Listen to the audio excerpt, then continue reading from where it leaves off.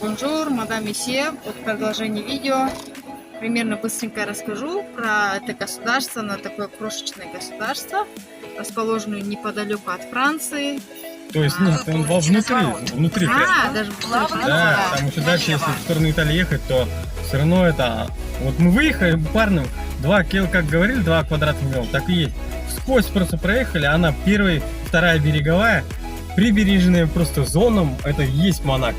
Там даже чуть дальше, в сторону гор, уже не Монако получается. Да. Вообще своеобразное, интересное такое Да. государство. Тут еще проходит Формула-1, оказывается. Потом здесь очень много изысканных ресторанов, кафе и казино, как мы прочитали. Вот такой вот город Монте-Карло. Вот такие вот, ага.